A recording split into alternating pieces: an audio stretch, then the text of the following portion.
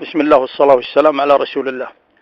أما بالنسبة لأول قصيدة قالها تركي بن حميد في الشيخ بن هادي الله يرحم الجميع، عندما تعدى تركي بن حميد هو يعربانه ما يقولون 3 شدات في حدود بن هادي، فسألهم الشيخ محمد بن هادي قال له تعدون؟ قالوا على جل كذا وكذا.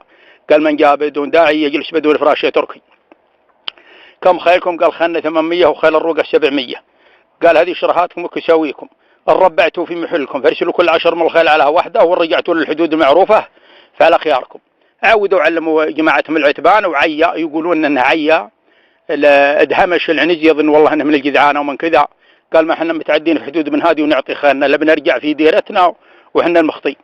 فرجعوا فرسل تركي بن حميد هذه القصيدة اللي ما عرف منها الا بعضها، لانه يقول راتب من فوق بوجت الخلا وقم السدشت وبقل فطورها، ركبها من ربعنا عارفينه دليلة الغدرة وانغاب نورها، ممساك هذا بالسرايا محمد شيخ الشيوخ اللي تطاها قدورها، تلقاه لقيتها علوم الطرايف في الربع في ليالي عسورها، نعممكم بحلفنا ما نذمكم انتو يسود الخد وحنا نمورها، انتو كما ضلعن على الخد زامي وحنا حرارة في معالي وكورها، ضدنا بالكثر وحنا ضدكم نمرا تعاقب، كل يوم من سبورها يا شيخ اعطونا شبر من الخلا بهذريان ندير قصورها. اللي اخر القصيده فرد عليها محمد بن هادي هذه القصيده اللي ما يعرف منها القليل، يقول يا تركي بن حميد لما طيت ناصح ترى الوعد وركبنا ظهورها، ونجوك بني مضيم في وقت ساعه يشهد يوم الحشر فينا في صورها، فلما لفيناكم عرفتوا خيرنا معرضات ولا معطيات نحورها، تطرينا نمر الرد مثلها يشيب رهيفها من مشافي نحورها، نجيكم موج تلاطم سفينه صباح يوم ونغشل نورها،